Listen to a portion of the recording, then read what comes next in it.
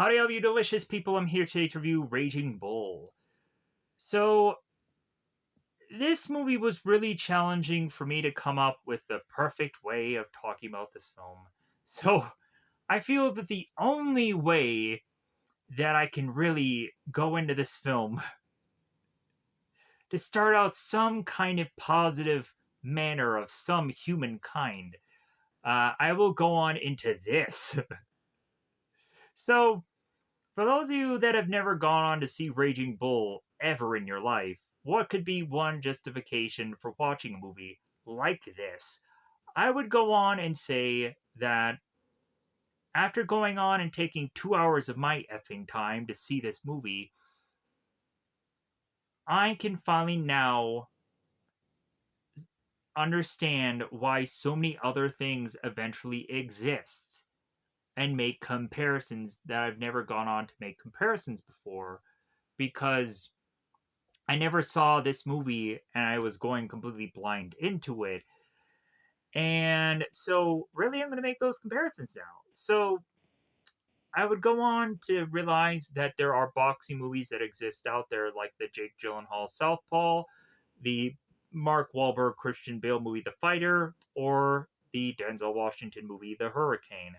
Or Hurricane, I'm not quite sure. If anything, I always second guess that. So, anybody who has a Google can look that up.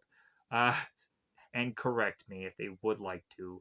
And uh, that is okay at the end of the day that people have comments that can just correct me because uh, it helps out the viewer.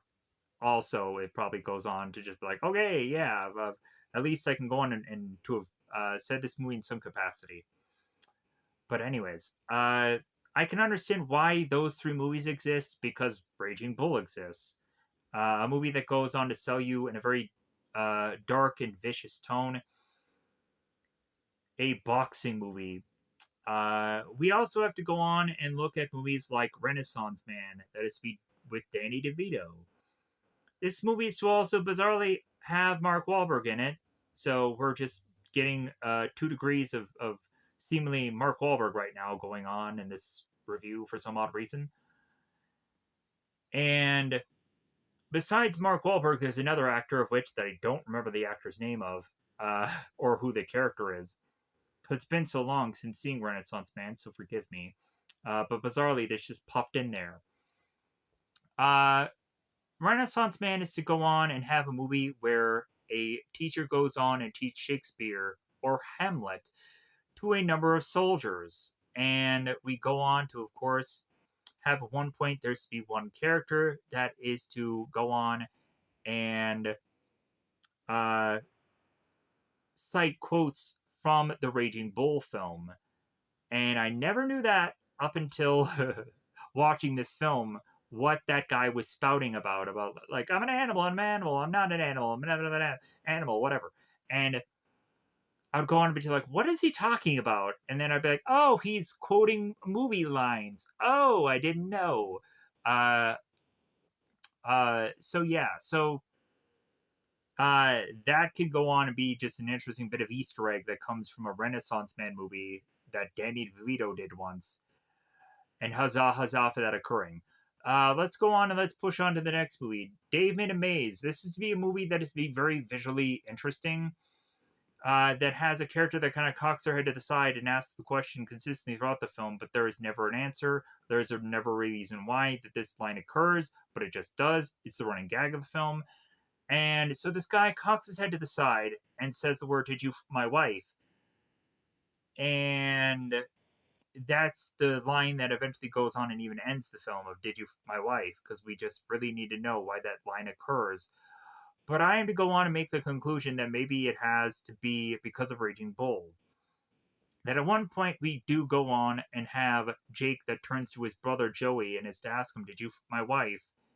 And Joey is to have a response of like, "Why would I answer that? That is the stupidest question." Like I'm not going to answer it. It's never going to happen. Then Jake is just turning into like I'm waiting. No, you're not going to get the answer that you want. Instead of me saying yes or no, I'm just going to say no. You're not going to get the answer.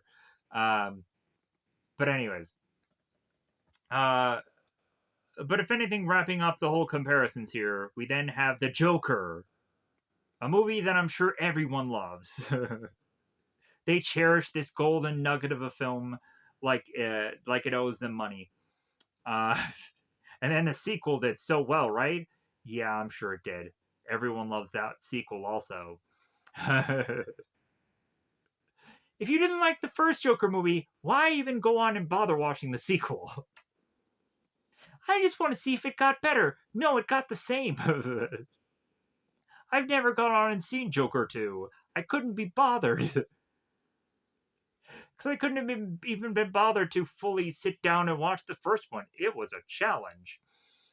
But then, after going on and seeing both Raging Bull and the Joker, I can compare the two movies because of their tone and their viciousness. And that really you can say that the Joker is a way less creative movie after seeing Raging Bull.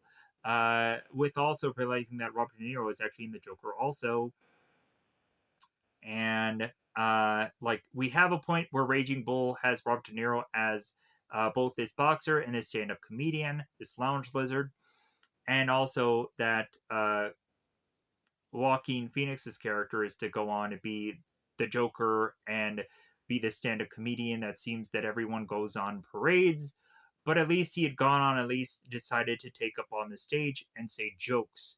So at least give him that kind of credit, if anything, of nothing else.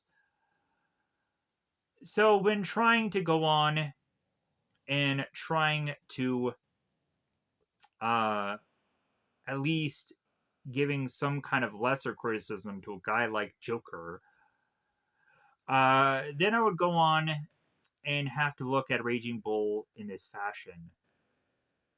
So I do technically have a relative that is to be similar to Jake, but not exactly the same. And let me go on and let me explain this.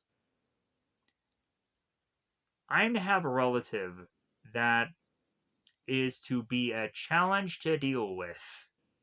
Of course they are.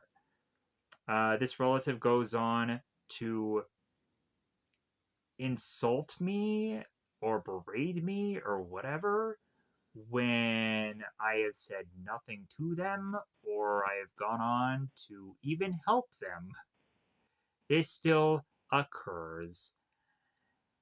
And then I go on to realize that if this is to simply happen to even a person that is to be their effing family and a person that loves them, that this person is to probably not be best suited in public areas, that you're to kind of be very worried about how they're going to act in public. To oftentimes just to figure out ways of just like, hey, could we kind of have this person just kind of stick in the house and not go anywhere because I just want to live a much more happier existence. Without living in fear, or also just like, hey, if I'm going out somewhere and they're at home, then hey, I just have some kind of break. Um, so, in brutal honesty, like if I'm dealing with that on my uh, family side of things, I don't want to go on and deal with that in a 2 hour film. So that is really going to very bias my opinion of a movie like Raging Bull. As well as also, like, this movie makes me contemplate whether or not I am a good person. And there are some days where I probably feel a variety of different things. There are some times where I'm to go on and feel that I am a bad person because people berate me for reasons I don't quite understand. Or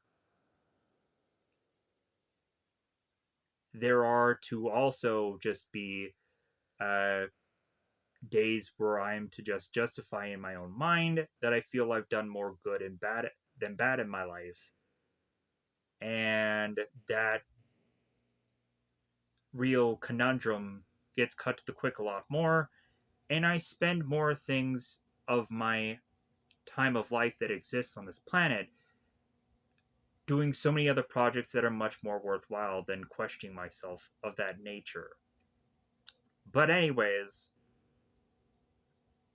I go on uh, to eventually need to wrap this up and describing this movie to you in a very Cliff Notes like fashion.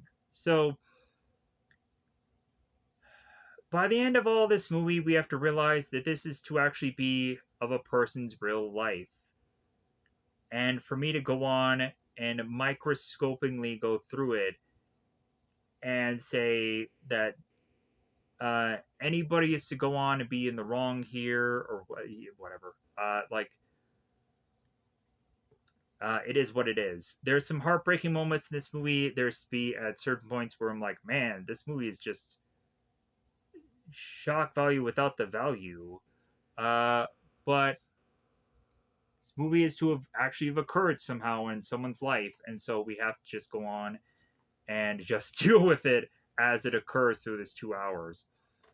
So we have Jake that goes on to be this boxer, and he uh, is to eventually go on and lose certain matches because of decisions, or he ends up going on and needing to beat people up so badly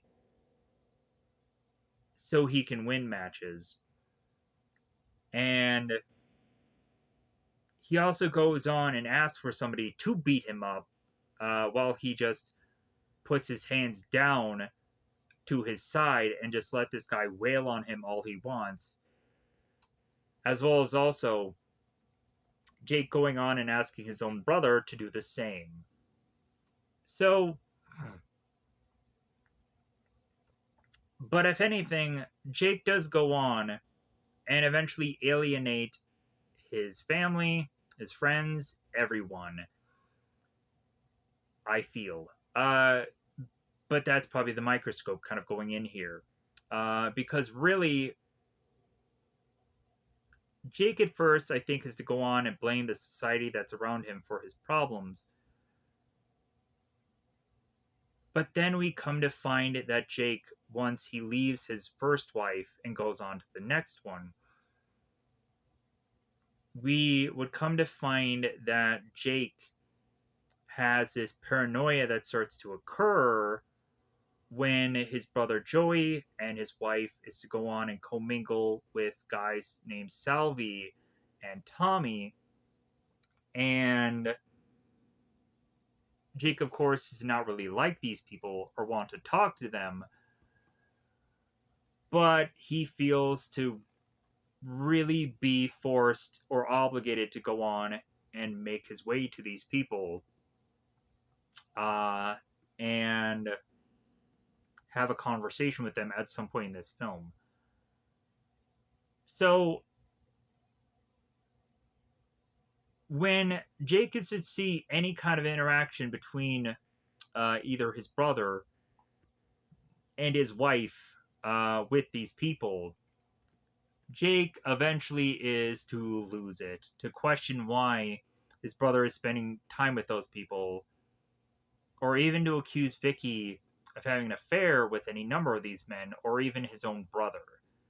To the point where if Jake does not get the answer that he wants, he will beat it out of people.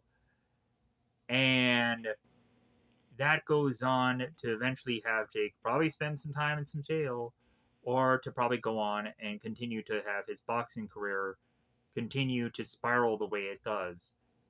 To have him continue to win because he beats the out of people. And going further on, we then have this guy who ends up making his way to a championship bout of the middleweight class. And it's kind of rather interesting because Jake is to go on and say that he wants to be a heavyweight champion, and Joey is to tell him it's like, but you're in the middleweight class. You're not going to go on and be a heavyweight. It's not going to happen. So, like, just kind of be fine where you're at and hope that you're going to get this belt. And so we eventually have Jake eventually getting to be possibly a winner of this championship belt, and it takes forever to get there. And then when it does occur, when he wins, we then go on to see him still lose in his life, that he's not to be this champion, that he's to look less of a champion. If anything, he's to get heavier. And his brother has to go on and kind of convince him, hey, you're a champion now. Like, you can't go on and be accusing your wife of fooling around, and you can't go on and be treating people this way. And, like, you don't look like a champion because your belly is hanging over your belt. And when Joey really does chew him out in this movie, I'm like, yeah, somebody freaking says it. So, but again, this is where Jake is to go on to be like, but why are you going on and hanging around with the people that you are? And like, maybe you're cheating on my wife. And then it's like, God dang it. Even when Joey is trying to convince Jake that he is to go on and just be a wackadoo, Jake just goes on and is to just accuse Joey of just being this bad person. And it just doesn't make effing sense. But it just occurs. So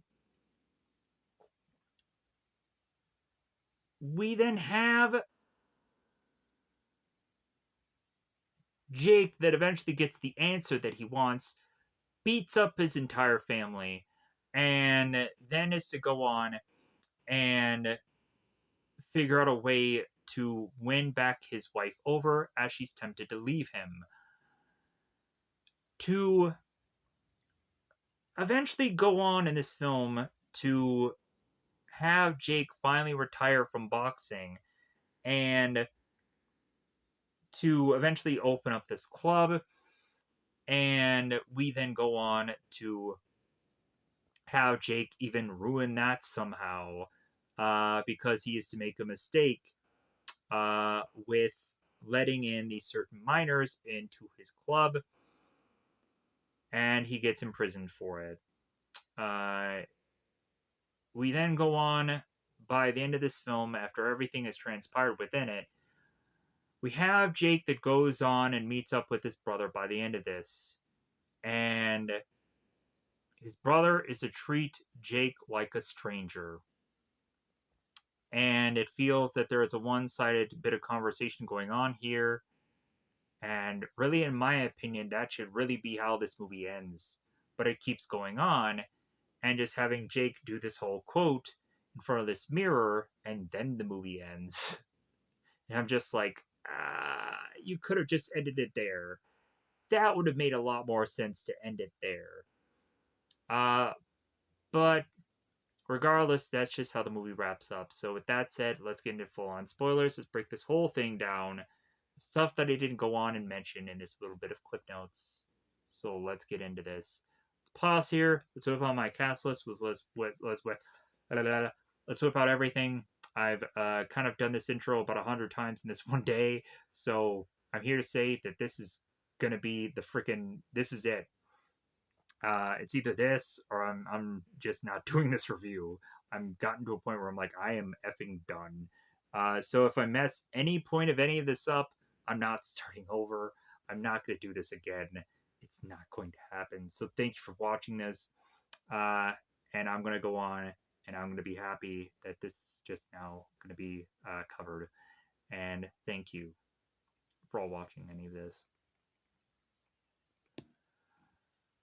Alright, so spoiler time, everybody. Spoiler time. It's about the time to go on and spoil this movie.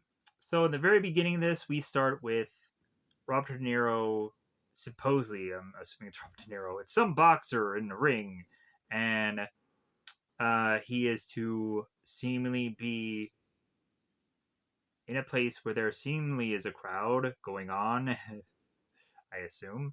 But anyways, we get to New York, 1964.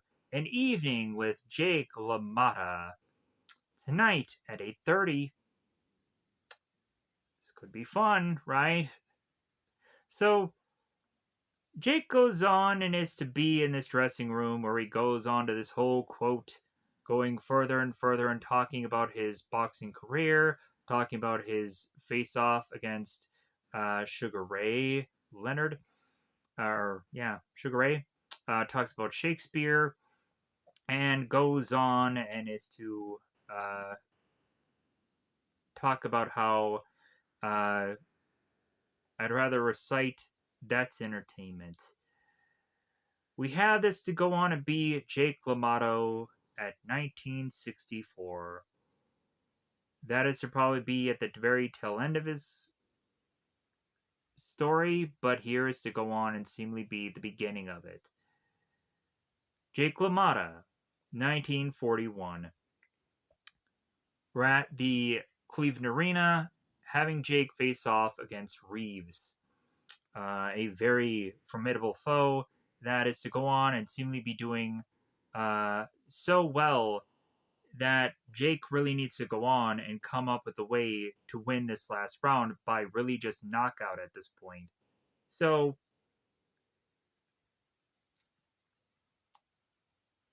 Jake then goes on to get into his corner, and both his brother Joey and his cornerman are going on and telling him, like, hey man, you're outpointed here, like you really need to go on, you need to bite and scratch and claw and do whatever you need to do, like kick this guy, whatever you need to do, just figure out ways to beat this guy, or otherwise you are going to lose this fight. So we have Jake that turns to his brother Joey, it's like, wait, you want to get in here, you want to fight this guy? Like,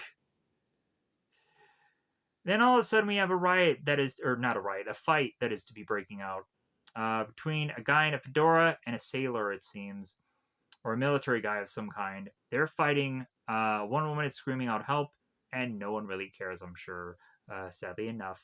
So we have Jake and we have Reeves who's duking it out, and what ends up happening, of course, is that Jake decides to take out Reeves and punch him, and he goes down. But sadly enough, by the time that this occurs, also the bell is to have rung to sound the end of the round. So Jake is to think that he is to go on and win this match, but also there just wasn't enough time left to have the countout be counted fully out, and to also have the bell to ring and whatever. So yeah, so what ends up happening is they end up going by the scorecard instead of the last bit of knockout. So they end up going into a decision that Reeves is to actually be the winner in this fight. Everybody starts getting really, really upset within this boxing match. And so Joey then turns to Jake and tells him, hey, whatever you do, do not leave the ring. If Reeves and his people leave the ring, that's completely fine. But you stay here. Because they know what is going to transpire here. They know that there's going to be a riot that happens. And it does. And it will. So because there was already a fighting between two people in the stands, so there's going to be a lot more fighting going on within this riot that breaks out. The whole entire ring gets pandemonium. An announcer is to go on and be turning to a woman that is playing the piano, hoping that a national anthem will go on and save them here, and it won't. People will just continue to keep fighting. Jake is going on and randomly finding somebody that he's going to have to punch and hit to get out of there. But so, anyways, uh, all of that is to go on and transpire. And then we cut to the Bronx, New York City in 1941. I honestly kind of can like how they keep saying exactly when things are going on because we don't know how much time is passing within this film, uh, but it's to tell us that these things are to kind of occur one after the other of whatever. Yeah, so it's to happen sometime within that year. Because at certain points they're to go on and say like, okay, this is to have X number of years pass. This is to be da da da da da. So I like that. Like I like the fact that we're just not kind of left with needing to figure out like, okay, how much time has passed in this movie. But so we have Salvi that is going on and talking to Joey in the neighborhood here. We have, I think, Salvi that is to be kind of upset with Joey, with the fact that Jake doesn't really like him, and Salvi is just kind of concerned that at some point that Jake is going to end up getting punch drunk, and that maybe Salvi and Tommy can go on and figure out a way to help Jake in some way. That's all they give a about. So Joey is to go on and tell Salvi that he really feels that Jake wants nothing to do with Salvi or Tony because uh, Jake is to really just be bullheaded. His head is concrete, and you're not going to go on and get him to convince him of much of anything. Jake has to kind of convince himself. So, and when he doesn't like somebody, he really just doesn't like somebody. But so, they're going on and they're walking through the streets here, and eventually we then go on to have Jake, who's talking to his wife at the time, Irma. And he's kind of bickering to her about how the steak is to eventually get cooked and how it's probably going to get burnt for how she's going on and putting the steak on there for far too long. And so also we have Jake who's to go on and just be bickering with his wife because he is to state like, yeah, I think you're going on and thinking that I'm fooling around with all kinds of women and whatever. But if anything, I'm not fooling around with anybody. The only thing that I'm fooling around with is a championship belt. Then I'll fool around with that. Yeah. So just wait till it takes you however long it really takes you to get to this belt. Because, yeah, it takes a while. But anyways, so but anyways, I'm sure. Hey, like I'm sure for any fighter, it takes a lot of fights to just determine whether or not you're in contention. But anyways, so we had this argument between both Jake and Irma that eventually leads us back to have both Sal and Joy finishing up their bit of conversation. That has Sal go on and tell Joey here that he's going to meet him in the gym, and Joey goes on like, okay, like, all right, so we'll meet again, and eventually my brother will be very upset that I'm talking to you, and I'll get beat the out of because I'm having any conversation with this guy, and Salvi is to go on and look at Joey and realize, yeah, Joey is mad, and he's mad because Salvi's here, and it's just gonna make things worse for him. He knows it already. But anyways, so but let's go on here. So when Joey makes his way into Jake's place, him and his wife are bickering about carrots and all of this. So Jake goes on and is to have Irma go into another room, where she still is yelling and arguing with Jake through a door. Jake goes on and tells Irma to not break anything or he'll kill her. And then also we have a neighbor that is just getting very upset for how they're yelling within this building that everybody can probably hear everything. So the neighbor ends up calling Jake an animal, and this neighbor I believe is a guy named Larry. So I'm kind of curious if CM Punk had called his dog Larry because of Raging Bull. I'm curious. If you guys know the wrestler CM Punk, maybe he named his dog Larry because of Raging Bull. But anyways, because Jake goes on and he pokes his head out the window and is talking about this guy's dog and how he's going to eat him for dinner and like all this viciousness talking about this guy's dog for whatever reason. I don't know why. But if anything, the guy called him animal, so I guess it's kind of deserved. But anyways, so Jake turns to Joey. It's like, could you believe this guy? He calls me an animal. And that'll be a thing that is to be kind of going on throughout this film, about the whole animal thing. So, as Jake and Joey continue to have this conversation with one another, uh, we have at a point where Jake is trying to mitigate the whole problem with Irma to try to say, "Hey, can we have a truce here? Can we be friends? Like, and also don't break anything. Don't break anything." So, uh, we then have Joey and Jake. They're talking here. They're talking here. And so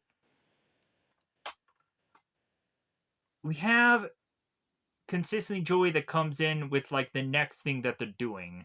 That Joey goes on and says, "Hey, forget about that whole Reeves fight thing. Like, if anything, we're just gonna go on to the next fight."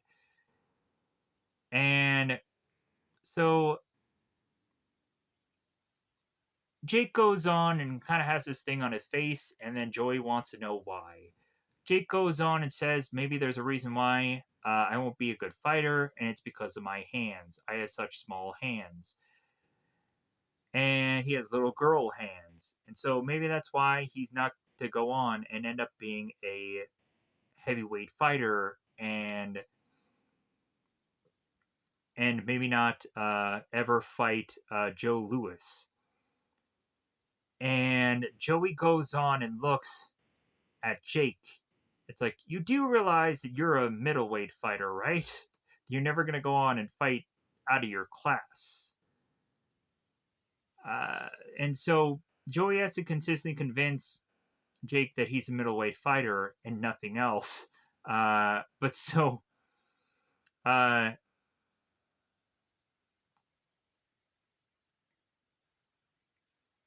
but then we go on and just have Jake that asks his brother to just hit him in the face. And we, of course, have Joey that tells Jake, "Forget about it." And that's probably where it comes from, where a lot of people go on and say, "Forget about it," probably from this movie. But, anyways, or any way, also, it probably needs to be part of the culture of just way of saying that. Anyways, so, but Jake won't let this go. He wants his brother to punch him in the face. So, Jake is like, "Well, I don't have any padding. I don't have any anything." And Jake is just like, "Well, just get this, put it over your hand, and punch me in the face." And so Joey goes on is to just allow this to happen because why not? Sure, this guy wants to get punched in the face. Let it happen. So Joey goes up, starts punching Jake in the face, and Jake says harder. And so Jake goes on to tell Joey, "Hey, like get rid of that thing over your fist, the cloth thing. Just punch me. Just punch me with your hand." And so also when Jake says punch me hard, it's like, "I did punch you hard, you fuck." And so I like that. So Jake goes on and insults his brother to try and punch him even harder. And so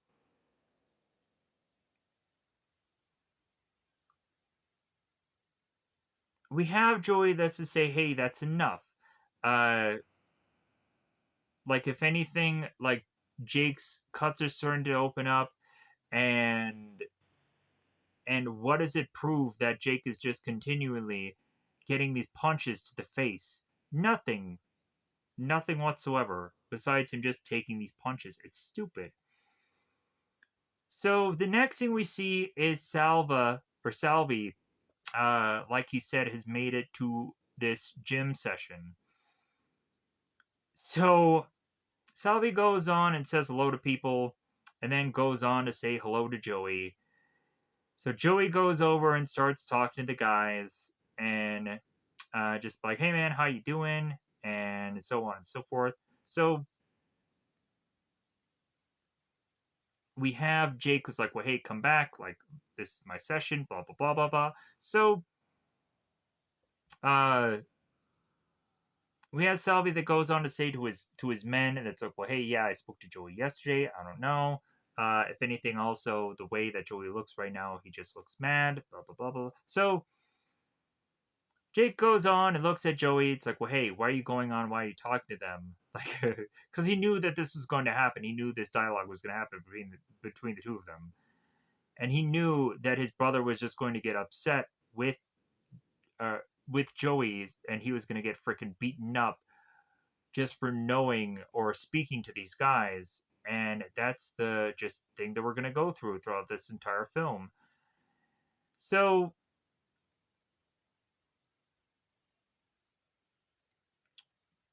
we go on and we have Jake that's beating up Joey to the point to where Joey gets so upset that he takes his clothes off and beats Jake with it because he's just so upset at this point.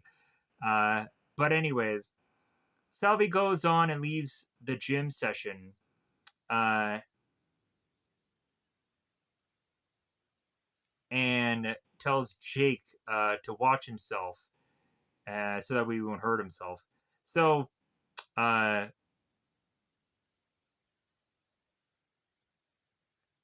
but yeah, but Jake goes on and just hammers his brother even more.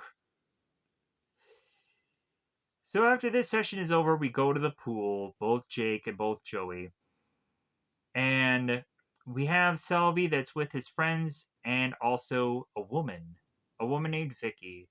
So as Jake is to go on and see Vicky, he's eyeing this woman like love at first sight for only Jake.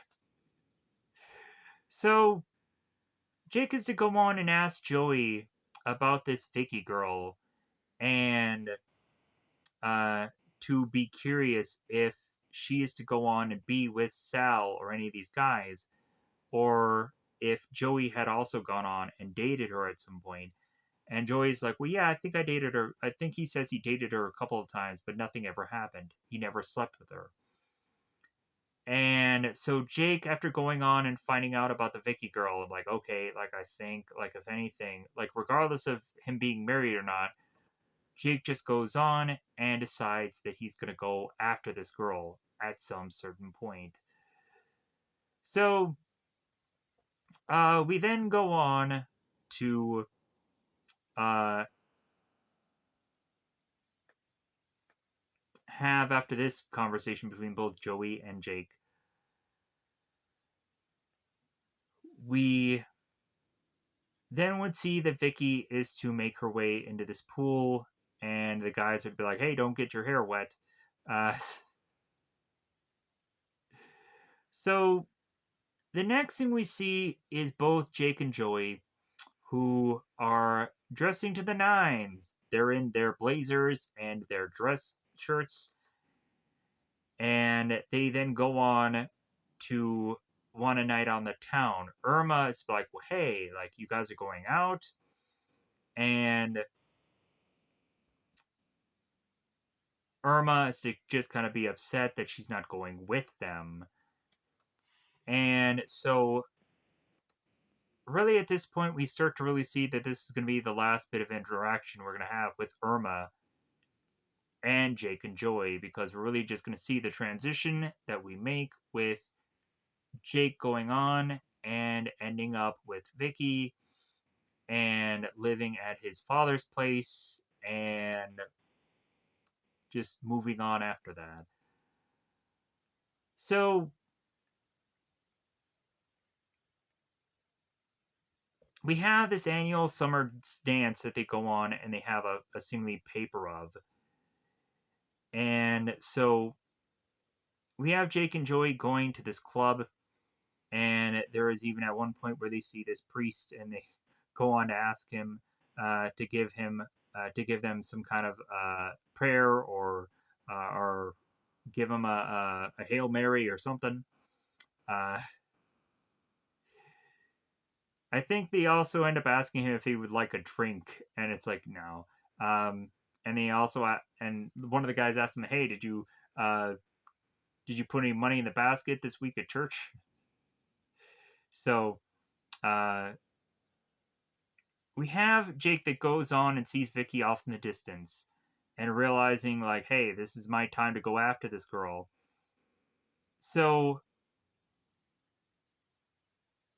Joey turns to Jake and's like, well, hey, you see Vicky there, right? And he's like, I saw her, I saw her. So Jake then gets up, starts to follow Vicky, realize that Sal and some friends are there.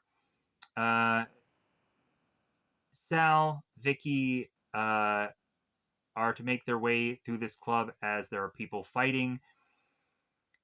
And Jake goes on to follow Sal and Vicky to the point where they drive away in this car. And there seems to still be a point where people are getting kicked out of this bar or having people get fighting out of the club in this place. Whatever.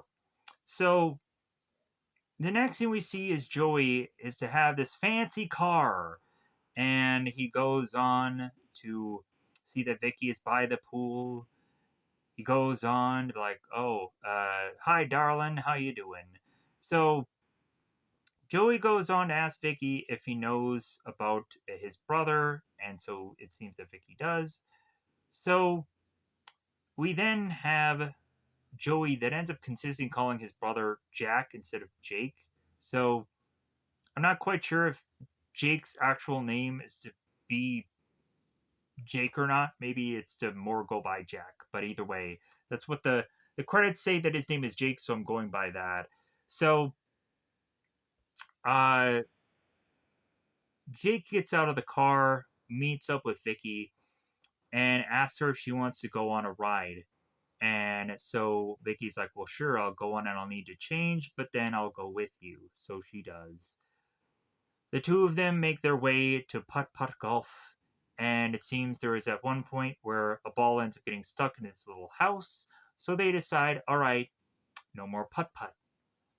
They go on and have both Vicky and both Jake make their way to his place. I also started to realize in this movie, there is a movie called Analyze This and Analyze That.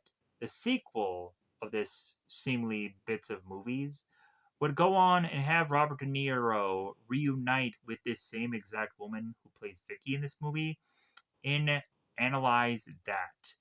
And I am to probably go on and probably see that the reason for that existing is simply because of this film, interestingly enough. So Robert De Niro makes his way with Robert De Niro. Jake makes his way with Vicky throughout this film of House. Jake and Vicky make their way through this place that they're in that is seemingly be owned by Jake's father. As Jake's father is to be gone shopping, it seems. So we have Jake that goes on to show parts of the house, and then I'll show more of it later on. But really, what they really want to get to is the seemingly kitchen, where Jake is going to go on and have the two of them sit at this table. But Jake is not really satisfied that Vicky is sitting so far away from him, to the point where he wants her to basically sit on his lap, as the two of them are to share these drinks together. Then we go on and we have Jake, who goes on and describes the whole entire rest of the house to her as they slowly but surely make their way to the bedroom.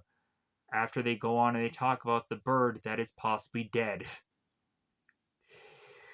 So they make it to the bedroom as they are to see a picture of both Jake and Joey in their best looking clothes.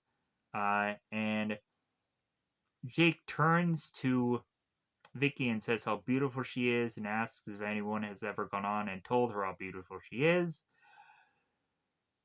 And Vicky says, yeah, they tell me all the time. So Jake goes on to, of course, kiss Vicky, and then we have to assume that the two of them are to be intimate within this room. Then we go to the Sugar Ray Robinson and Jake fight. So, Sugar Ray, we're going to be seeing quite a bit of this guy, and hey, that's nothing wrong with that. Sugar Ray Robinson is a really good boxer. So, even though it's not exactly Sugar Ray Robinson, come on, everybody. But, anyways, it's cool to see Sugar Ray done in a film. So, this is to, of course, be Madison Square Garden. I believe, or really it's just be them saying at Madison Square Garden last October. You can see the contrast in their styles and blah blah blah. Anyways, so regardless, Jake is fighting against Sugar Ray, and we start to see certain round numbers popping up here. So eventually, how all of this fight goes on to transpire is by a scorecard. And the scorecard eventually goes on to lead that Jake is going to be the winner of this. And it'll be by unanimous decision. Uh, so we go on and we'll have Jake win this one, but I think Sugar wins the next one of when they fight together. But anyways, the next thing we see here is that Vicky and Jake are having a moment of intimacy between the two of them. But Jake has to go on and realize that he has a fight coming up. So he wants to try to restrain himself from getting into the bedroom business. So the more and more that he fights to not want to go on to bed his woman, the more and more that he is to just be like, oh my god, I just, like, what is this woman doing to me as I love her so much? Ba ba ba ba ba. So, there's not much that I can go on and say in the scene because intimacy is the best course of action that I could probably say here. The only thing that I can really say is that Jake is going on into the bathroom and pouring a pitcher of ice water down his trousers, so that way he can really just uh, not get it so hard down there, and try to fight the fact that he wants to be intimate with his lover, but pushing on. So we get to the Jake and Robinson fight yet again. It seems that these guys just have to continue to fight here. It's just never going to stop. So we go on, and this time around we have the 7th round, and then we have again this going to the scorecard. And this time around, we come to find out that Robinson is to win, and Jake is to feel rigged about, of course, Robinson winning. Because supposedly Robinson, after this fight, is to leave for the military, and that's probably why he was to be given the scores he was supposedly to have been given. Jake goes on to then put his hand in ice water and is in his dressing room, and we're getting down to where the coaches are going on and they're telling Jake, it's like, well, yeah, we're starting to run out of fighters for you to go on and fight at this point. And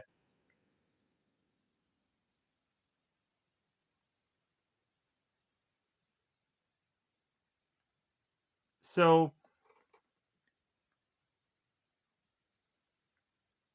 one of the coaches turns to Jake and says, hey, Vicky is here. Do you want to talk to her? And Jake says, I don't want to talk to anybody. And Joey tells, or Jake tells Joey to go on and bring Vicky on home. So like, you would think, like, if Vicky is to be your wife, like, have her more a part of your life, even though, like, come on, man. Uh, She used to be like the most important part of your life to you. Like, come on. Anyways, so but again, I'm very microscoping and critiquing this guy's entire effing life, so I apologize. So Jake dunks his hand into this ice water, and then we have the Jake versus uh, Vika fight, or Vicus is what I wanted to say there. And this one ends in a knockdown. We have the guy who ends up having his back of his head just kind of bounce on the uh, the ring ropes. We'll start to see that again in a later fight also. And here's where we start to get the brief things of what's going on in Jake and Joey's life. And some time is now passing in this film, and we're starting to get to see a lot of just Jake's fights kind of just briefly happen with this film. But here is the more focus here. So we have this kind of home video that's going on here where Jake and Vicky are now seemingly in front of this car and they're doing this home video and they look pretty happy. Also, Joey's in the mix of this whole video thing and they all look happy, it seems, for once in their lives. So we then have Jake versus Basora, and that fight is to go on and kind of be briefly shown and very vicious and what have you.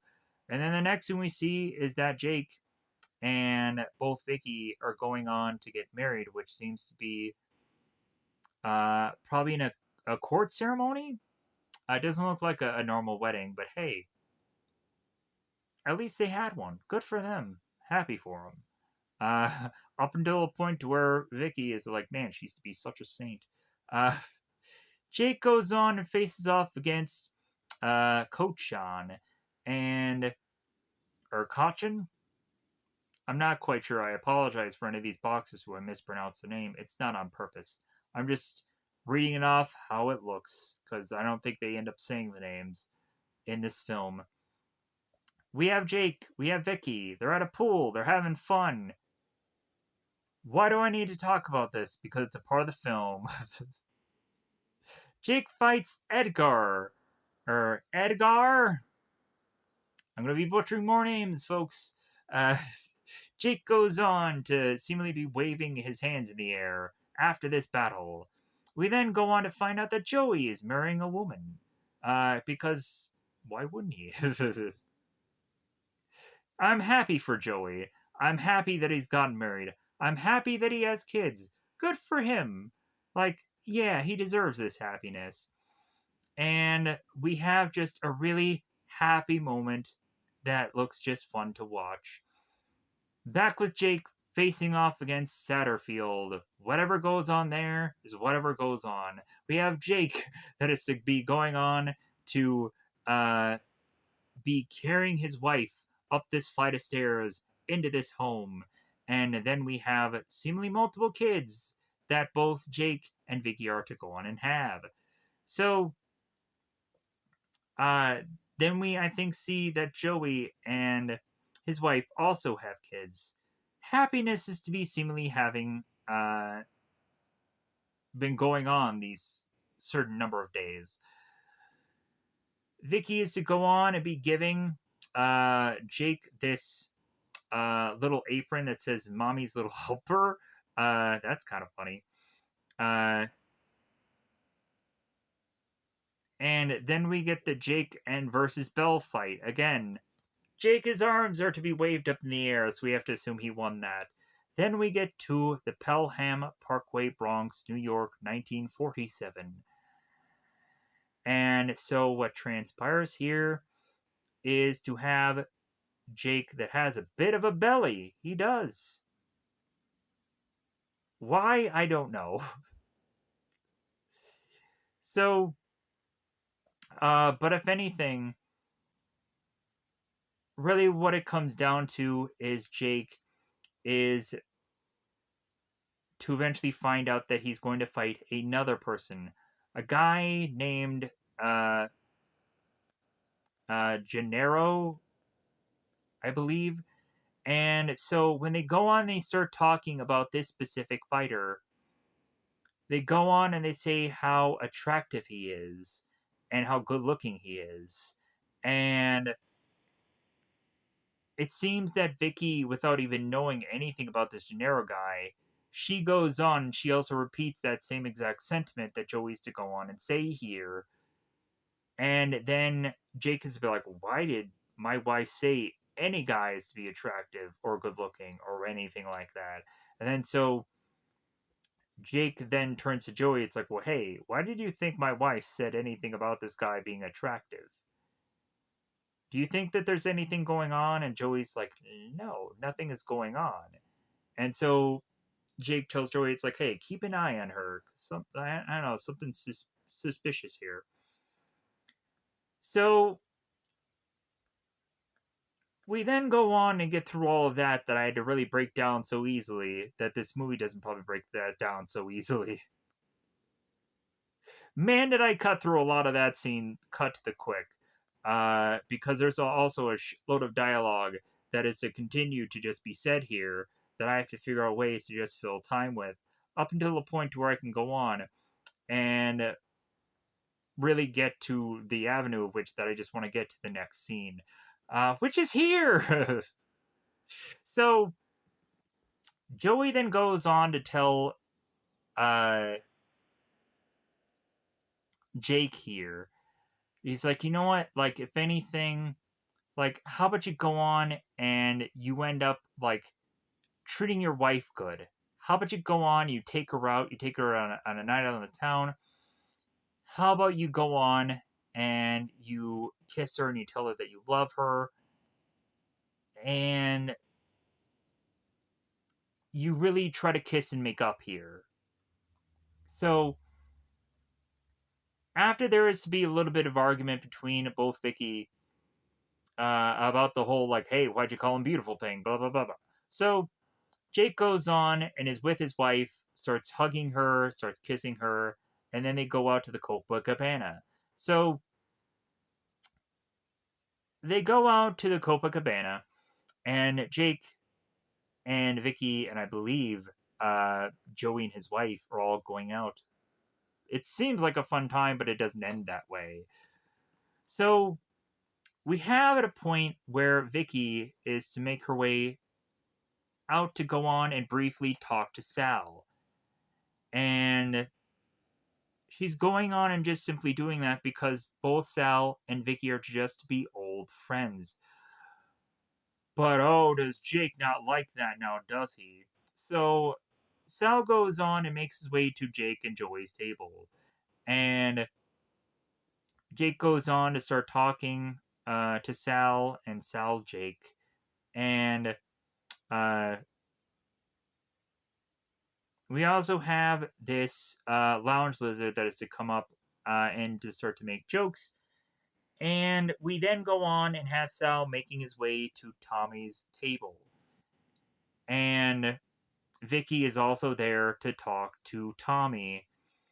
And again, Jake is to be looking over at Vicky going to this table and getting very much more upset. He is. He really is. So when Vicky makes her way back to Jake's table, Jake goes on and asks Vicky why it took her so long to come back to the table. And Jake asks Vicky, it's like, well, I thought you were just saying hello. And Vicky's like, well, yeah, but they said that they wanted me to just have one drink with them, so I did. To just be nice. But so Jake is to go on and just obviously just be upset by these people who just want to go on and hang out with both Jake or both Salvi and Tommy, but then even Jake himself will be forced to go over to Tommy and Sal's table to talk to them. So uh we have Tom that is to go on or Tommy that goes on to look at Jake's table and gets them drinks. He gives them a round. Tommy goes on and looks at Jake and is to point at the drink like, "Hey man, I got you drinks." And Jake is like, "Yeah, thanks for that. Whatever." And then puts it back down on the table. So Jake feels obligated to go over there to thank Tommy for the drinks, and then they start talking. Eventually, Tommy starts talking about the next fight against Gennaro, and they, of course, go on and they bring up, yeah, this guy's an attractive guy, he's good looking, blah, blah, blah, blah, blah. And we have Jake that goes on and says, yeah, I don't know if I'm going to fight him or F him. So, yeah, I just don't know what I'm going to do with this guy when I get in the ring with him. And Tommy goes on and asks Jake here, it's like, you know what, I think I want to put a bunch of money on this next fight. Who do you think I should put money on? And Jake is like, well, me, obviously. Like, I'm going to win the fight. So Tommy's like, oh, okay, all right, okay. So, what question is that? But anyways, so, like, of course, Jake is not going to say, oh, yeah, put it on the other guy, because he's going to win, definitely. Because how you guys are freaking talking him up. But anyways, so but also Jake goes on and tells this guy to bid everything. That's crazy. So, but what does happen if this guy bids in all of his money and then Jake loses by decision? Like that guy would just be like, you owe me. Anyways, so the next thing we see here is that after these cheers are to go on and happen at this table, and Jake is to be making all these jokes, whatever and what have you. The next thing we see is Jake is making his way to Vicky's bed and going on and asking Vicky, "Hey, are you still awake?" And she's like, "Of course not." And he goes on and asks her, "It's like, well, hey, you were talking about that guy before, that Gennaro guy. Why did you say that he was good looking?" And Vicky's like, "I don't even know who this guy is. I just said what Joey said, and we have to really just leave it at that." So the next thing we see is that Jake is really just driven wild by everybody saying that this guy is good looking, so he's not going to make him good looking. He's gonna up his nose and make it so that this guy is not good looking. Because he's just tired of everybody going on and talking about this guy, so he's gonna shut them all up. So Jake goes on and is to bust this guy's nose and make him bleed and have him fall to the ground. And Jake wins this match, and then Tommy turns to one of his guys that he's sitting next to. It's like, well, I guess that guy's pretty no more. Yeah, he really messed him up. So after this match is to go on and seemingly be won here, we then go on to have Jake that's in the sauna. I don't know why he's in the sauna, but he is. So Jake is to go on and ask his trainer if he could just have a piece of ice in his mouth just to chew or just have something. And the trainer's like, nope, no water. And Jake is to go on and say, hey, I'm dying here. And uh, and the trainer's like, nope, no water, like I said. So, because this guy has to lose X number of pounds. So the next thing we see is that Joey and both Vicky are in this club together. And as Joey's going on and speaking with his friends, he all of a sudden notices that Vicky is with Sal and hers. So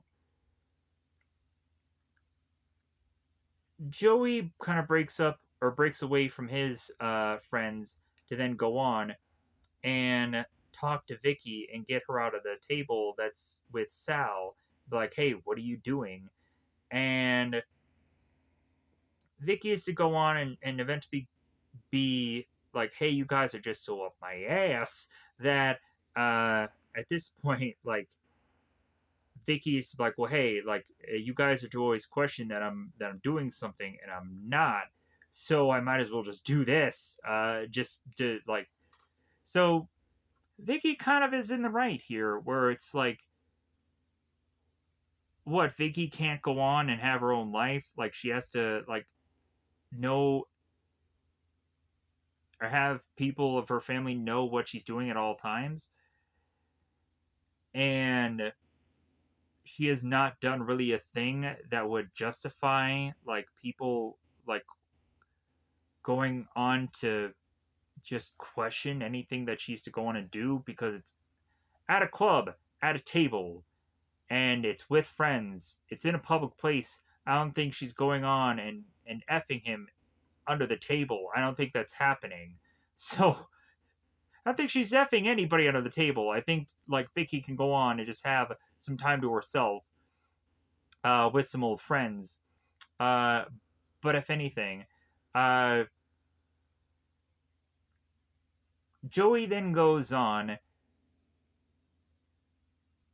to uh, eventually start to get upset with Sal, thinking that maybe Sal is trying to figure out a way to get to Vicky. And really, for Sal, there is no real proof any of this going on. So Joey just goes on and is to get more and more upset with Sal, and the further they start to argue, Sal and Joey fight. We have Joey that rips Sal after slinging drinks into his face, takes him outside, goes on to take this barrier rod thing and smashes it onto Sal, then goes on and takes him and puts him in between this car door, and continues to just smash him in between this car door, and probably hurts viciously Sal's back. And Joey then goes on to eventually needs to be with Sal, and the two of them are talking to Tommy, and Tommy's like, "Hey, whatever you guys had a problem with, it ends now. No grudges, no nothing. Shake hands and be done with this." So Joey goes on and shakes hands with Sal. The two of them hug, and Sal's like, "Hey, my back." And then Joey's like, "Oh, I'm sorry." So Sal leaves, and so Tony or Tommy ends up talking with Joey here. Tommy finally goes on and tells Joey that there is no way that Jake will ever become champion unless they work for him. And so, really, Jake is going to have to find out that he's going to have to lose a certain match, so that way he can eventually go on and become champion. So, the next thing we see after this whole talking between both Joey and Tommy here is we find both Jake and both Joey at the place where both Jake and Vicky first met. And Jake brings that up, and so Joey is looking at Jacob like, "Why are you reminiscing about this?" And Joey ends up asking Jake, it's like, "Well, what did she do now?" And Jake is like, "Well, I know she's doing something. I just want to catch her once. Just once." And Joey turns to Jake and is like, "You know what? Like, do yourself a favor and uh and throw her out, or just bust her effing hole. just sleep with her. Just, like, sleep with this woman. Just F your wife." Just come on. Just either that or live uh, with her and let her ruin your life. Because that's what's just going to happen. Uh, it's either how much could you take or how much can you take. Uh, so Jake ends up asking Joey, it's like, well, hey, what did the guy say? So Joey goes on and says, he gave me the old good news, bad news routine. The good news is you're gonna get the shot at the title. The bad news is that they want you to do the flip flop for them. Uh, and so Jake goes on and it's like, well, yeah, I guess you win some and you lose some.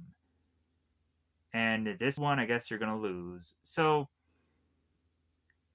Jake and this fighter, Billy Fox, go into this weigh in, and they weigh them in, and the next thing we see is this long tunnel. The guy who had gone on to weigh both Jake and both Billy in, he is to go on and be asking Jake if there is going to be any funny business going on with this specific fight. That really Jake has not gone on to place any bets on this specific fight now, has he? And Jake tries as much as possible to convince this guy that hey, there is no funny business going on here, uh, and so on and so forth. And then the guy leaves, and so Jake is like, well, I guess he bought it. So they go on into the match, and so what ends up transpiring within this entire match is that Jake at first goes on to punch this guy, Fox, and this guy almost completely drops and is to almost get counted out. To where Jake is to kind of really get worried that if he punches this guy at all, just out of pure just him needing to just look like he's going to actually fight this guy, that this guy could drop easily at any moment. So Jake really feels that he can't attack this guy at all, so he just has to take this guy's punches. And this guy probably does not punch hard enough to justifiably knock uh, Jake out here. So, and Joey will go on and be upset with Jake because it's like, dude, you could not have gone on, and when this guy swings at you, you just fall down. You could not have just done that. Come on, guy. So, because if anything, just Jake just gets pummeled by this guy without putting up his hands whatsoever. And by obvious decision, Jake loses this match just because of decision. So, uh, and obviously they know that this fight is rigged. They end up calling Jake a bum, and that they say that this fight is fixed. So,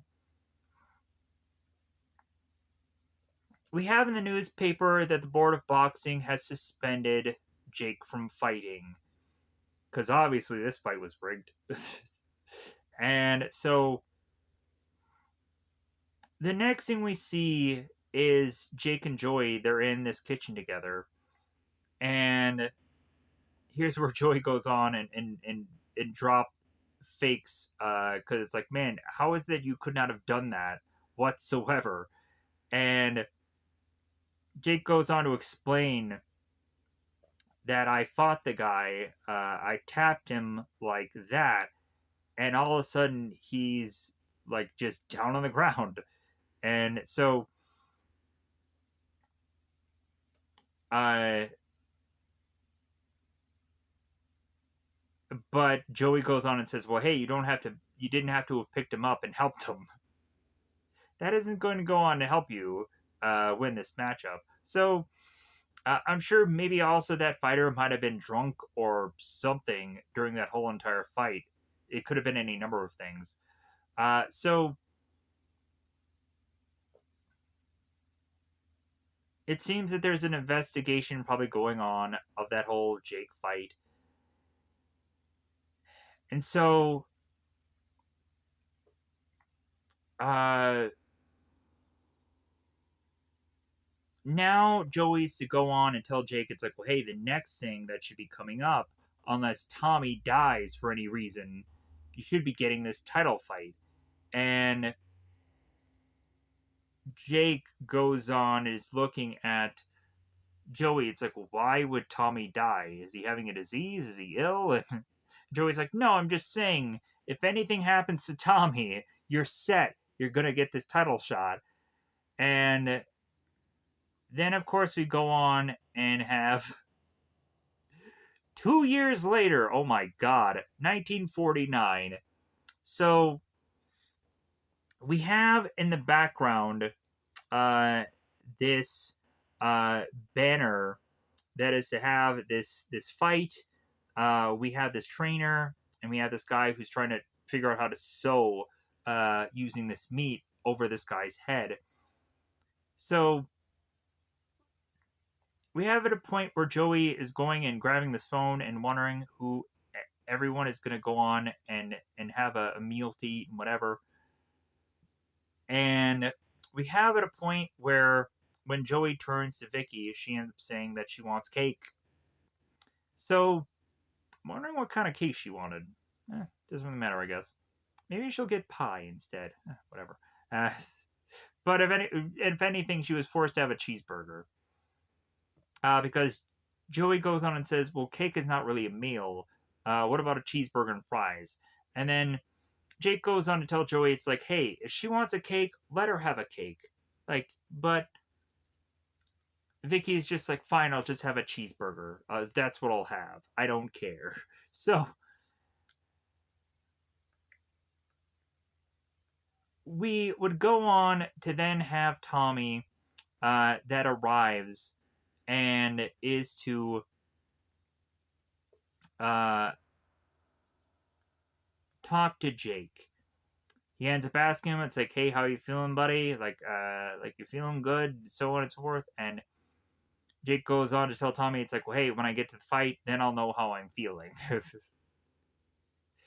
So Tommy's like, okay, well, I just wanted to wish you the best of luck, and so on and so forth. So Tommy leaves, and so we then have Tommy that's met by both Joey and both Vicky, and the two of them are really nice to Tommy because Tommy is nice to them. So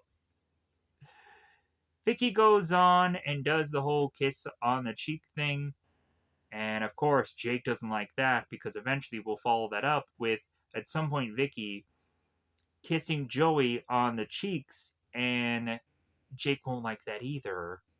Oh no. So that is to just be like, who cares? It's people kissing on the cheek. Why think that there is to be any kind of paranoia that's to be had this day? But regardless, like, just Jake has it, and he immediately goes from a peck on the cheek to like, "Did you my wife?" And this makes no sense.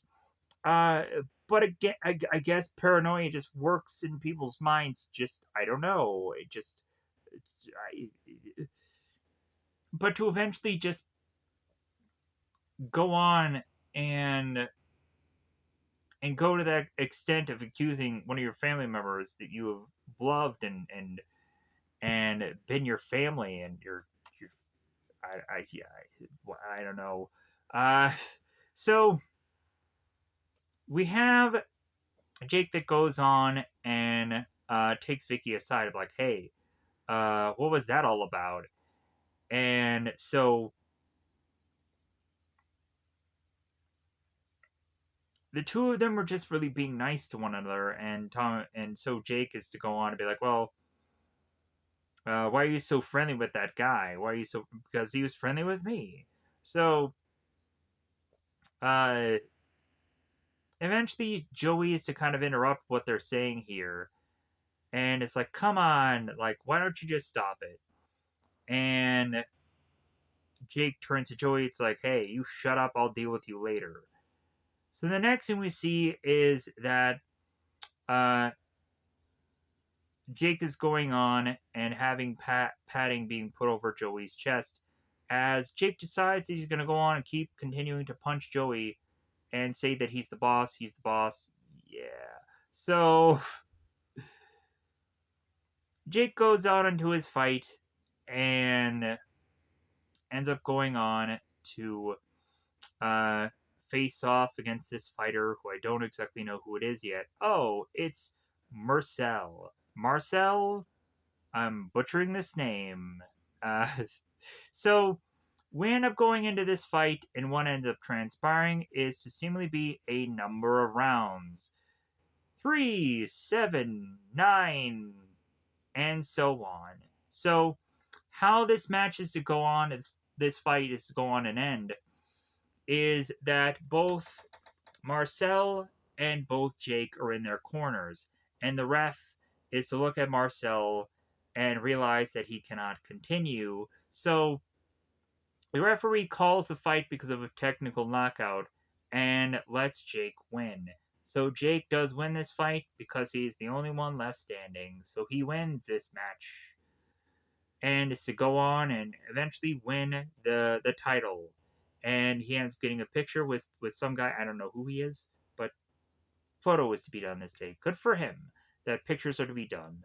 So let me know in the comments below who this guy was that Robert De Niro took this picture with, because I don't know who it was.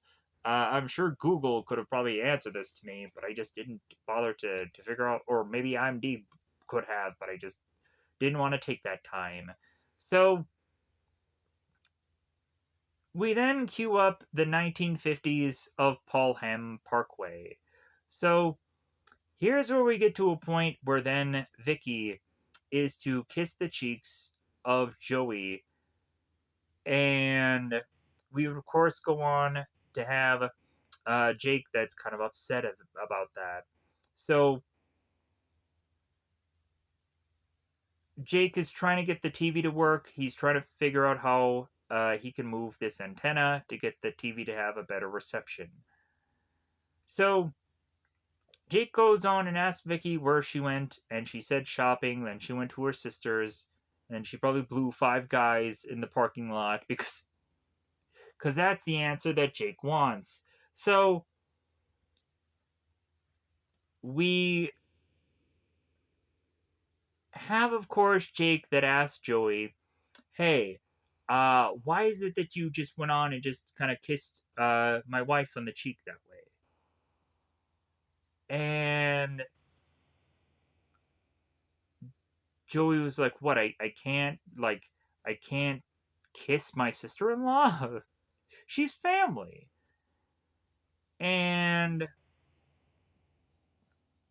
like kissing somebody on the cheek, that's not a good thing to you. And so eventually they have an argument about that. And then in turn we go on to then have Jake further and further go into this. And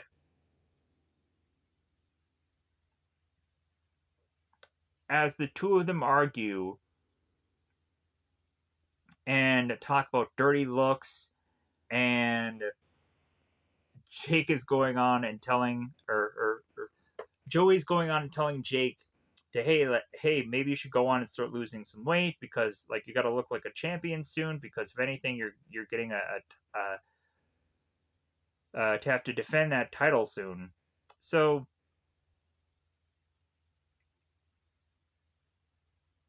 and so we go on to eventually have uh, Jake and Joey getting to such an argument that builds and builds, and because Jake is to go on and talk about the time that both Joey and Salvi went to the club and wanted to know this entire story because he'd never heard of it before. But he heard things. So Joey then goes on to explain the whole story to Jake. And then eventually Jake is to go on and say, it's like, well, hey, if something would have happened like that to me, I would have gone on and killed some people. And Joey goes on to then say, it's like, well, hey, if you would have gone on and killed all these people, if you would have killed Sal, and then you would have killed Tommy, and then you would have killed me, and then you would have killed Vicky, blah, blah, blah, blah. And then Jake goes on to say to Joey, it's like, well, hey, like, why did you go on and you lumped yourself with both Sal and Tom? And then Joey's just like, God dang it. And so that eventually is when Jake goes on and is to ask Joey about the whole sleeping around with his wife thing. And that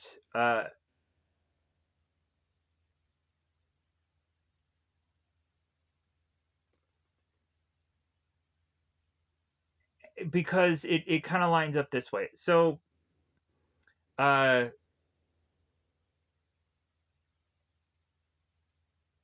we go on to have Joey that turns to Jake. It's like, man, she really did a number on you. You know how effing nuts you are? And we have Jake that says, look, what did she do to you? You F my wife? And then Joey's like, what? It's like, you F my wife. And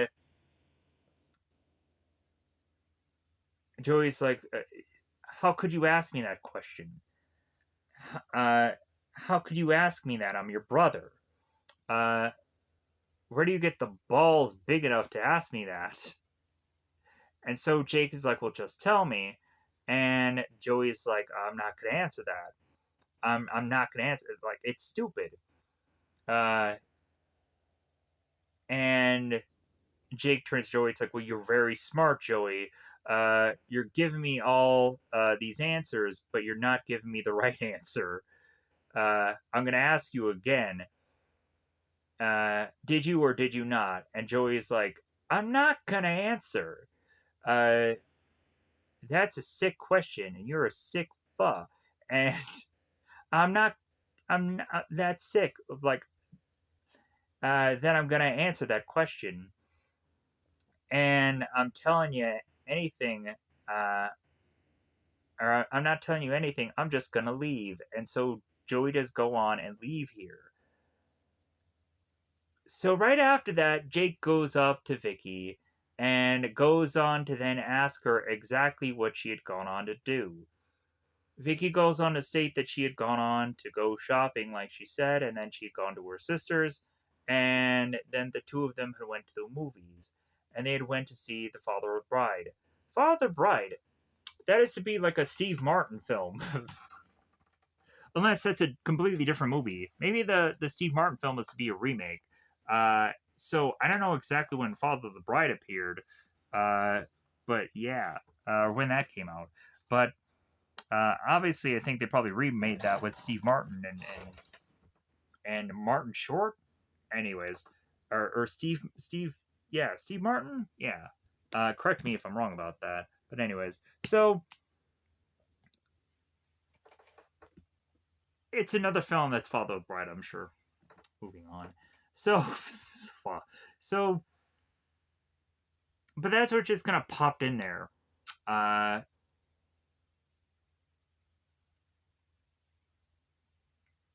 here is where, of course, Jake is to then ask Vicky about the whole effing his brother thing, and it gets to the point to where Jake is grabbing Vicky on the neck, choking her. Vicky ends up getting so upset that she rushes in the bathroom, locks the door behind her, and stays in the bathroom. We have Jake that is to ask Vicky to open the door. And of course she doesn't because she wants to protect herself. So Jake busts through the door and then goes on to continue to ask Vicky, uh, why did she do it? Why did she do it? And Vicky's like, I didn't do anything. And we, of course, still have uh, Jake that is like, why did you, and so Vicky's like, well, is this just the answer that you want? I effed all of them. I effed all of them. I effed Tony. I effed Sally, your brother, all of them. All of them. I sucked your brother's Johnson. I have to try to be very kind of, try to get some of the swear words down here. Uh, what do you want me to say? Uh, she sucked them all off. She sucked them. She sucked them. She did. God dang it. I shouldn't be laughing here, but I am. It's not a really cool scene to laugh at, but anyways, it is what it is. So,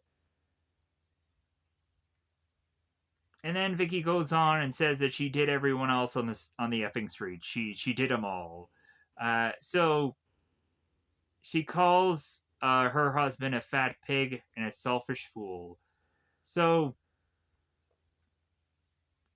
we then have Jake that makes his way to his brother's home as Vicky is to follow him, like, where are you going? And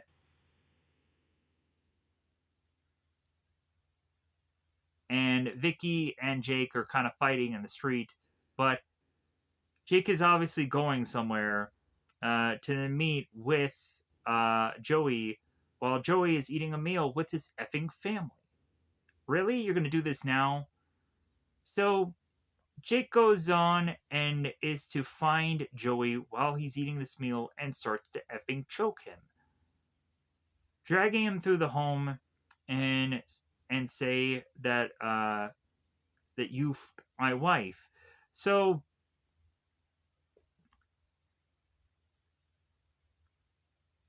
Jake goes on and continues to beat up Joey to the point of them needing to call the police.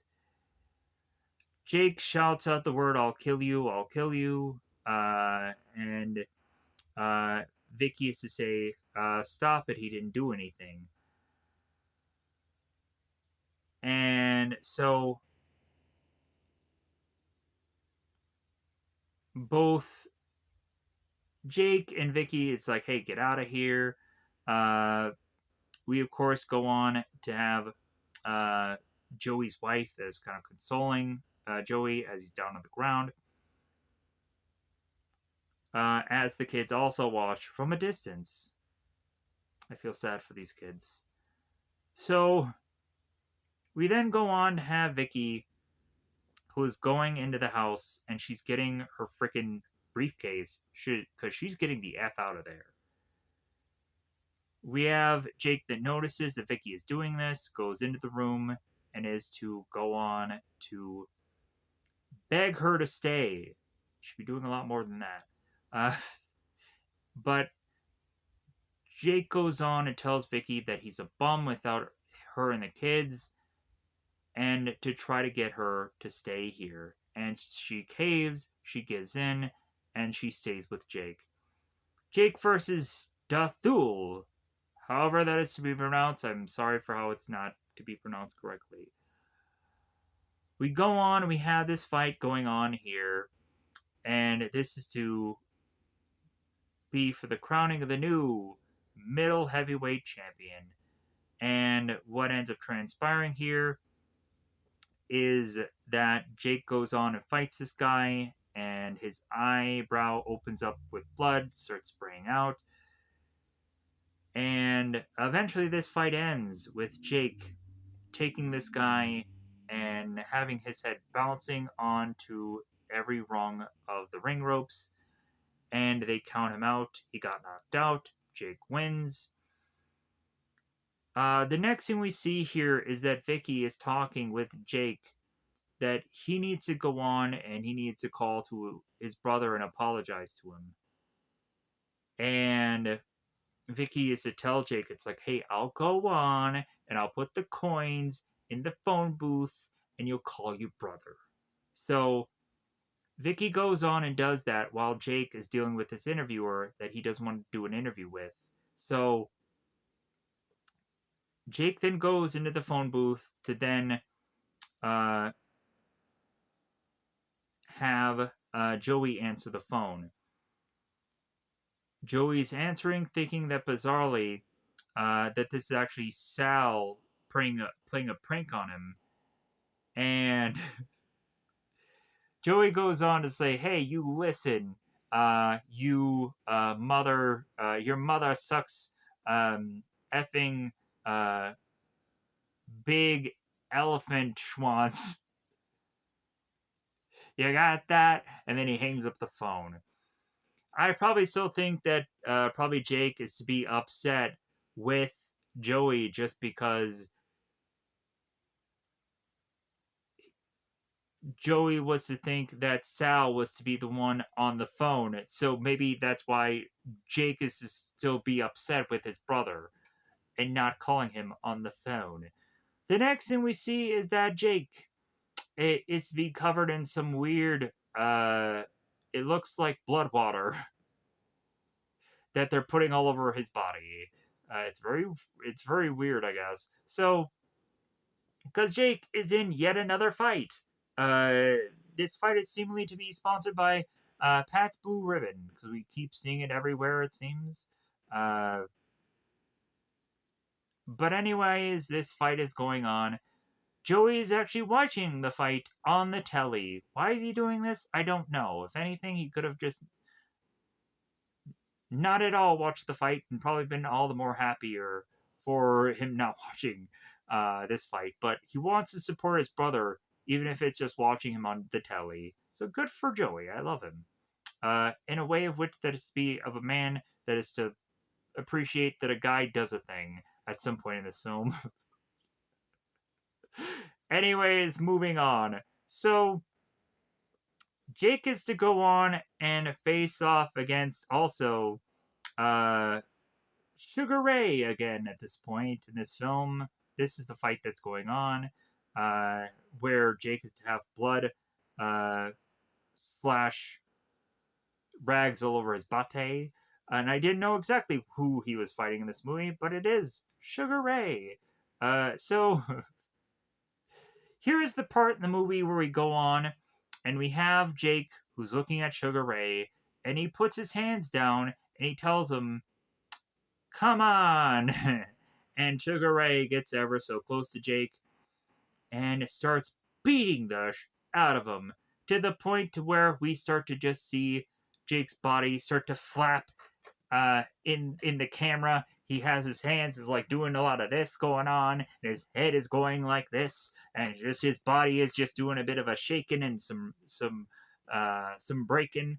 But then the fight goes on and is to wrap up here, and Jake is still standing. So Jake makes his way over to Sugar Ray. It's like, well, hey, Jake, you didn't knock me down. You didn't knock me down, Sugar Ray. So what? If anything, like there's blood coming from every freaking orifice of your body. But hey, you didn't get knocked down, right? Wow. Uh,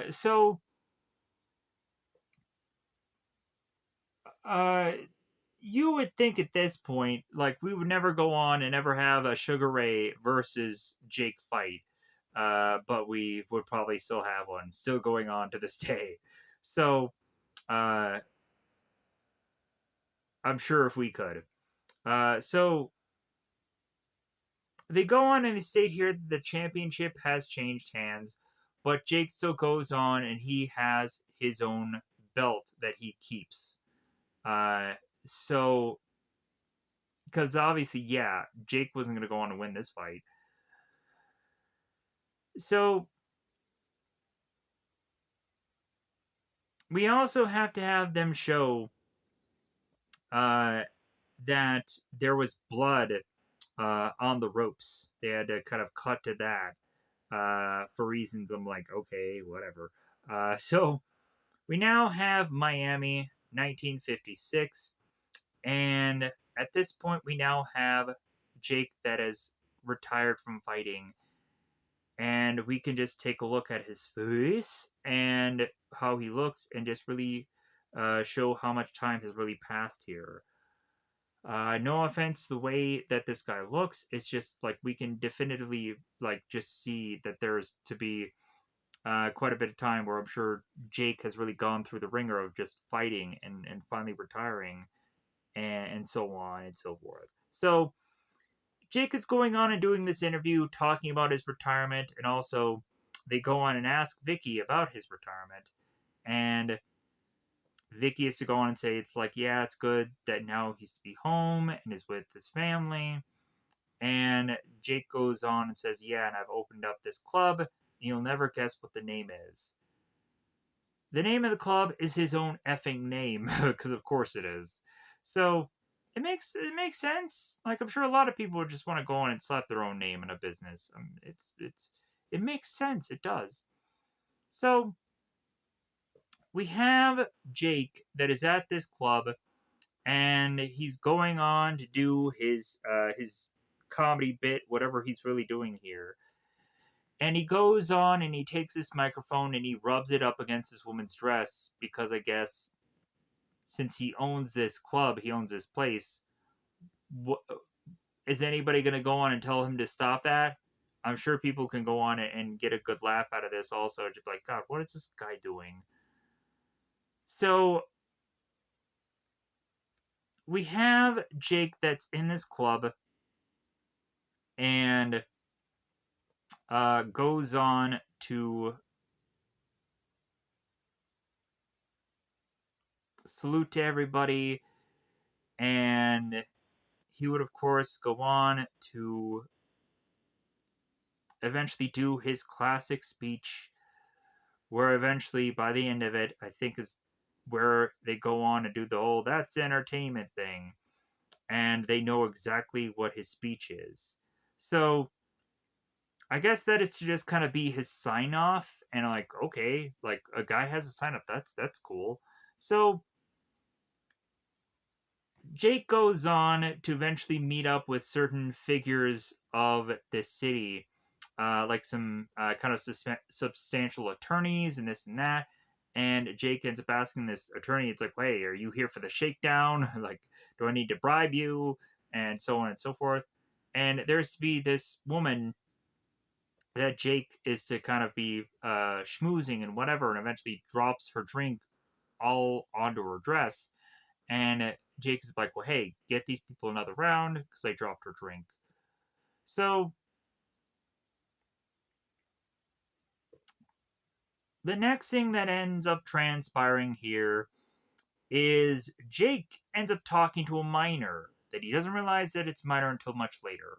So Jake is to go on and want this woman to prove to him that she's 21, even though she's obviously not. She's 14. 14, folks. So Jake goes on to force this woman to kiss him and then says, yeah, she's definitely 21. I can kiss her and I can feel that she is 21. So wait a minute. So Vicky can go on and kiss somebody on the cheek, but Jake can have suspicions of what his wife is doing just simply because of that.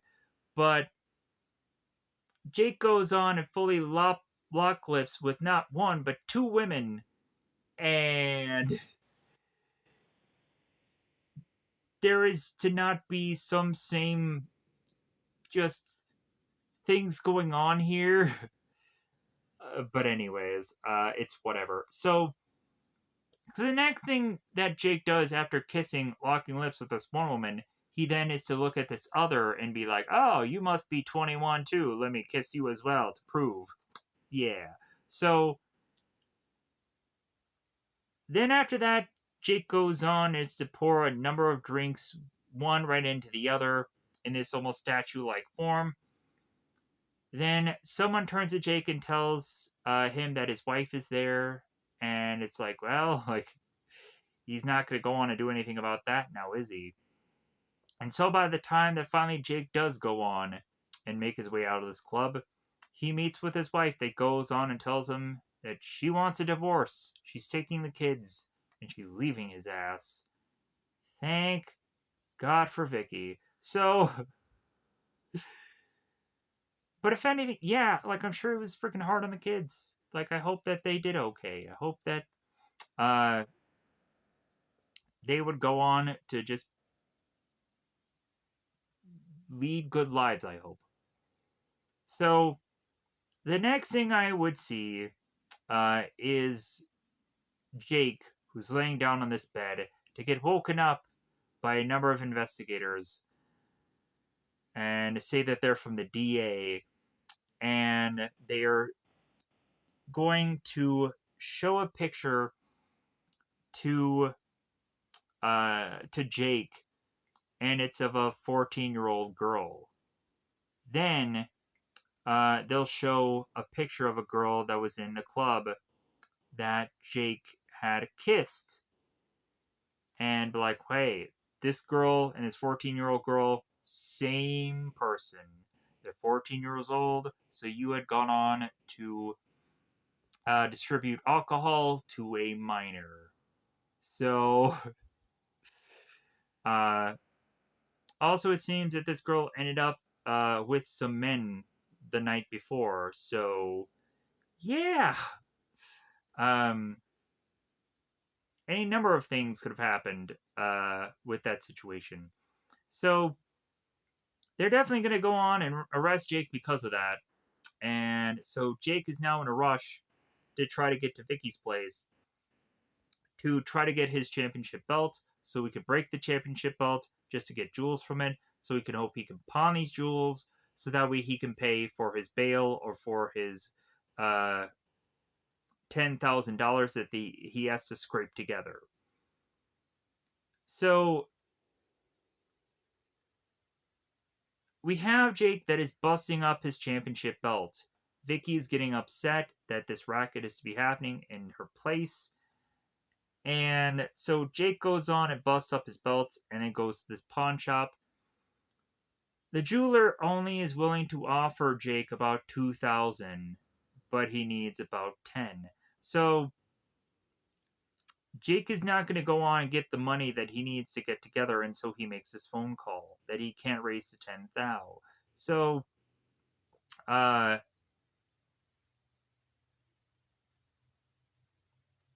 Jake goes on over the phone and says, "Hey, these people need to do whatever they need to do."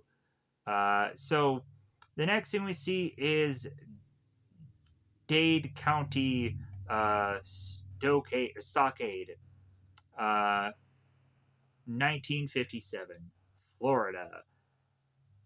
Jake is going into jail, and this is the part where Jake goes on and is to be bashing his head and his fists into the cell and calling himself, I'm not an animal, I'm not an animal. But he maybe is an animal, who knows? If anybody is to know, is to actually just be a person that is to rationally think that this guy seems to talk. So I think I think he's not an animal. I don't think he is. Could be a blue lobster. Who knows? But anyways, uh, what am I saying here? I have no idea. But anyways, so after the whole bashing of head and fists into a wall, we then come to find that now in New York, 1958, Jake is now in a completely different other location because he had probably completely lost his club that he had. And now he's going on and doing this stand up bit where he's going to introduce this woman that is going to go on and dance here. Jake ends up going on and doing his comedy bit, and it starts to be insulting to these people that are in this place. And some people to go on and not quite take so kindly to Jake's insults, to the point to where Jake goes on and says, "Hey, go on and get that guy a beer and piss in it for me." And so I'm like, just really. So after that, we have both Jake and this dancer who leave this hotel Markwell. So yeah, it's not Jake's club anymore. And Jake goes on to find his brother, making his way to this bit of grocery or this store place. So Jake lets this woman get into the cab and then he walks to where he sees his brother. Waits for his brother to get out of the store and then starts to follow him, calling out for his name consistently. Come on, Joey. Why don't you turn around? Turn around! And so Joey then finally gets to his own car, and this is where Jake stops him. Jake goes on and is to grab his brother, embrace him, hug him, uh, say, "Hey man, why aren't you hugging me? Why aren't you kissing me? I'm your brother." Dot dot dot dot. So this is a very one-sided, just embrace, because Joey is still hurt by everything that Jake has ever done to him, and Joey kind of says anything to get Jake to go away. Uh, and Jake says, "Hey, I'll call you sometime. Maybe we'll get together in a couple of days." And this and that. And Jake goes on to tell Joey, "Hey, don't forget." And so Joey then drives off. The next thing we see is that Jake is to be at this plaza, featuring the works of Patty Chayefsky, Rod Serling, Shakespeare, Tennessee Williams, Bud Schulberg. Schulberg? I am butchering these names. So, the next thing we see here is that Jake is going on and on about this speech, and it is to be some people aren't that lucky, like the one that Marlon Brando played in on the waterfront. And I was like, yeah, like he at one point goes on like, it could have been somebody, it could have been a contender. And I'm like, oh, that's Marlon Brando, obviously. You remember that scene in the back of the car? Uh, and it went something like this. It wasn't him, Charlie. It was you. You remember that night at the garden? You came to my dressing room and you said, "Kid, this ain't your night. We're going for the price of on Wilson. Remember that? This ain't your night." I could have taken Wilson apart that night. He gets a title shot outdoors in the park, in the ballpark, and what do I get? A one-way ticket to uh, Palookaville. I was never no good after that night, Charlie. It was like a peak you reach, and then it's downhill. It was you, Charlie. Uh, you was my brother. You should have looked out for me a little bit. You should have looked out for me a little bit. You should have taken care of me just a little bit. Yeah. So instead of making me take them dimes for the short end money, you don't understand. I could have had class. I could have been a contender. Yeah, this is a speech from Marlon Brando. Uh, I could have been somebody instead of a bum, which is what I am. Let's face it. It was you, Charlie. It was you, Charlie. How you doing, Jake? Uh, everything's all right. Yeah. Ready? You got 5 minutes. Uh, you need anything? No. A little. A lot of people out there. Yeah, it's crowded. Yeah, it's kind of just banter between these two guys. Go get him, champ. And then we have, of course, Jake goes on like, I'm the boss, I'm the boss, and then just kind of punches the air. And then there is this whole speech thing that ends up kind of leaving us, and then the credits. So for the second time, summoned the man who has been blind and said, speak the truth before God. We know this fellow is a sinner. Whether or not he is a sinner, I do not know. The man replies, all I know is this. Once I was blind and now I can see. That, of course, the thing that I just seen in another film